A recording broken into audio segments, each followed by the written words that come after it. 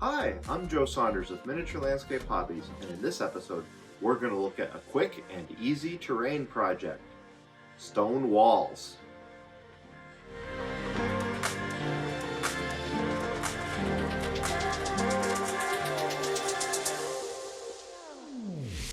Have you ever been in that situation as a wargamer where you have a game coming up, but you're afraid you don't have the right terrain for the spread, or maybe you don't have terrain that's in the right scale?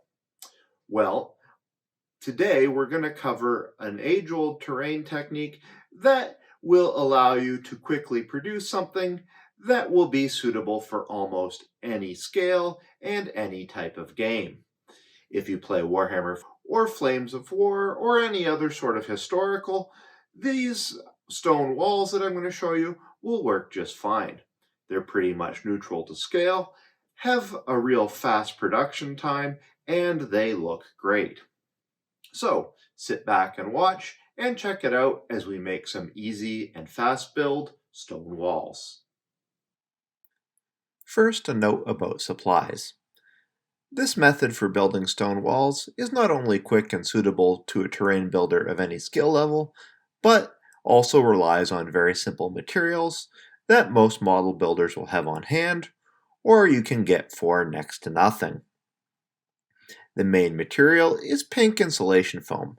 Half inch is probably the best, and it's also the cheapest, coming in big 8-foot long slabs available from your local hardware store. A metal ruler and a few craft knives will be needed. A square is useful, but not required. You'll need hot glue, sandpaper, a couple mixing cups, water, and white glue or Mod Podge. Some nails or spare lengths of sprue are a good idea for mounting the walls for painting, but not required. Some dollar store grade paints in grays, black, and earth tones, and a couple of large cheap paintbrushes are a must. A small piece of tinfoil and model lichens are optional, and a hot wire foam cutter would be handy, but is also not required. To start with, I need to settle on a scale for the wall. I wanted this wall to apply to any of the war games I play. That would be Flames of War or Team Yankee, which are 1/100 scale, or to my Napoleonics, which are 28mm scale. I decided that the largest scale would be the 28mm scale, so I quickly measured out what a good wall height would be against a Napoleonics model. I decided the wall should be roughly an inch tall by about 7¼ inches wide. Why 7¼ inches wide? Well, because that's how wide the chunk of styrofoam that I had was, and making it that width would save me some extra cuts. With this all ruled out, I then go ahead and take out one of my craft knives. I cut the pieces apart, making several lengths of wall. Because I had a hot wire styrofoam cutter handy, I used that to do most of the sections, but since a lot of model builders won't have one of these, you can just rely on the knife. Now that was done, I decided to round off the top of the walls. I took out a piece of sandpaper and just went ahead and rounded off the top of each wall section by rubbing it against the sandpaper in a semicircular motion. With the blanks for the walls prepared, I then went ahead and cut a couple of them down into smaller lengths, just simply by cutting them in half. With that finished, I also cut some rectangular notches from the top down into the blocks. I didn't do this in all of them, just a few of them, to imply larger gaps in the wall or spots where there might be windows if the wall was used as part of a building. I cut this into one styrofoam block and then just went ahead and roughly transferred it onto a few more. Following this, I decided to continue to enhance the visual interest by taking out a craft knife and carving cracks and gaps and holes in the walls themselves to make them look like they were aged or maybe battle damaged. Now I could go on to putting texture on the face of the wall itself. I took a small sheet of tinfoil, crumpled it up into a ball, and began to roll it and press it into the walls at different angles. This would just transfer an indentation from the more or less random shapes on the tinfoil into the styrofoam itself. Now comes probably the most tedious and time-consuming part of the project, but it's really not that bad. Take out a pen and begin to scribe the shapes of the rocks into the walls. I like to keep them fairly random to make it look like these are natural rocks, all piled up one on top of each other. You could, however, measure these out to make them more uniform if you wanted the wall to look like it was made from stone pavers, stone blocks, or even from bricks. Because I wanted to keep these walls really modular and applicable for use in pretty much any different way on the battlefield, I decided that I probably shouldn't put bases on them. So I took some cut-offs of styrofoam and glued them at right angles at the bottom. This would act like feet. I then sculpted more loose rocks into the face of these pieces so that they would blend in with the wall.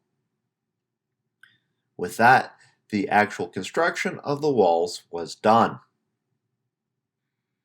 To help make the painting easier, I decided to mount the walls. I took out some pieces of sprue, although you could use some old nails for this if you wanted, and inserted them into the bottom of each wall. I glued them in place. Then, with the leftover block of styrofoam I had kicking around, I punched these into the block itself to hold them upright.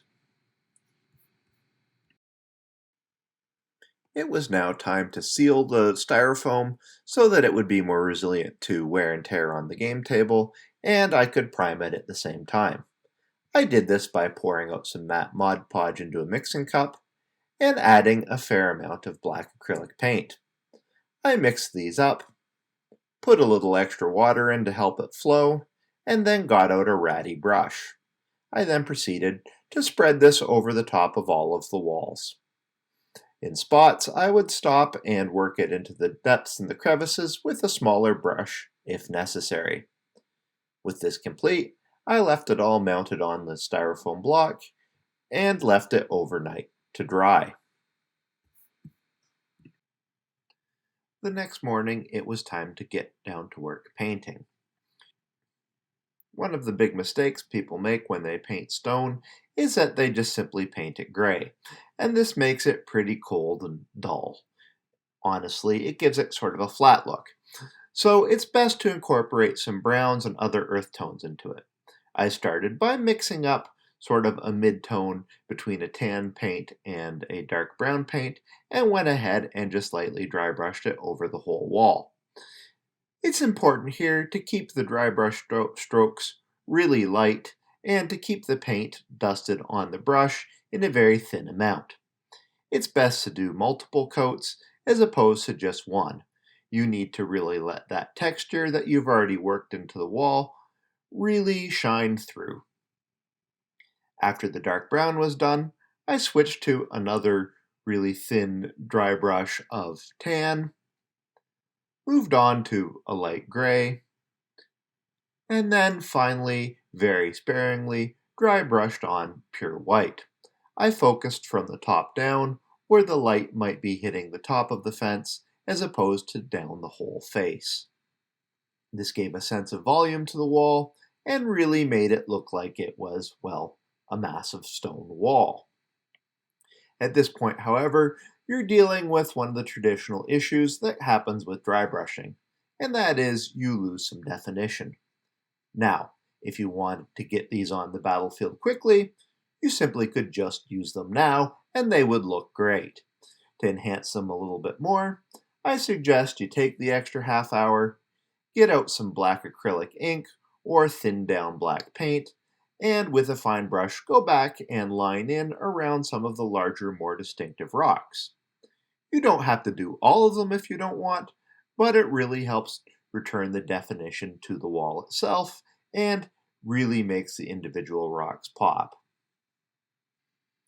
Now I get out my lichens, and I can add some greenery and other vegetation to the walls. This adds some color to break up the browny gray tones, and it also adds some visual interest. It can help enhance scale and just gives the wall that much better example of being in a certain place and a time. And with that, this project is done. The walls look good with lots of character and color. Because the rocks can be any size, they scale pretty well between your war games of choice. They look equally good for my 28mm Napoleonics or my 15mm World War II models. These would also work well in a diorama or scale model project. As the walls are freestanding and don't require a wider base, they can be arranged in numerous different patterns. You can of course have a straight wall, one with gaps, or set them up to suggest the walls of a collapsed building. Best of all, these pieces of terrain would look at home on almost any battlefield or diorama. They cost virtually nothing to build, and you can prepare 8 to 12 sections easily in under 24 hours. In fact, the most time-intensive part of the whole process was waiting for the Mod Podge and primer to dry. As a side note, if you don't have the materials or time to make these for yourself, then they are available in my Etsy store, along with quite a few other projects featured in my other videos. I'm also currently taking terrain commissions, so contact me if you want something unique. That's it for this episode. I hope you enjoyed watching it as much as I enjoyed making it. Please remember that Miniature Landscape Hobbies is supported by its viewers. You can help me through my Patreon. The link is in the description. Benefits of membership include sneak peeks of my projects, discussions on hobby projects, access to my 3D printer files, lessons on painting, and even custom terrain. Please check it out. Any support is appreciated.